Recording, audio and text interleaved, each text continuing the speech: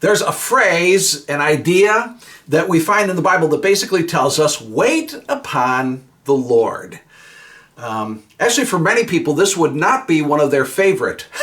This would not be one of their favorite biblical phrases. For example, in Isaiah chapter 40, verse 31, many of you have heard this before. It says, they who wait for the Lord shall renew their strength. They shall mount up with wings like eagles, run and not be weary, walk and not faint.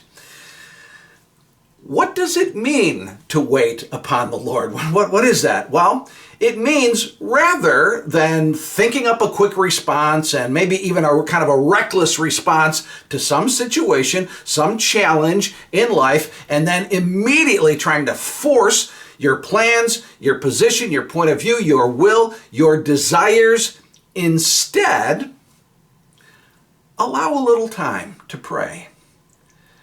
And give a moment to allow for God's direction in this situation, God's clarity, God's wisdom, maybe even wise counsel from mature followers of Christ before launching right into a course of action.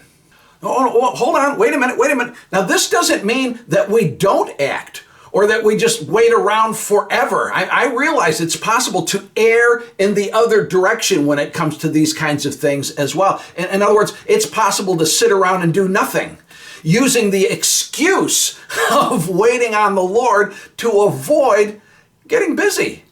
And let's get going and let's take some action. You know, we want to try to avoid dying of old age while we're waiting for the Lord.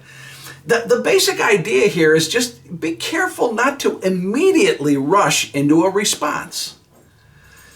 You know, the idea of waiting upon the Lord also has a connotation of taking the time to consider God. Consider God and His Word before any course of action, because we don't want to act in a way that would be inconsistent with Him.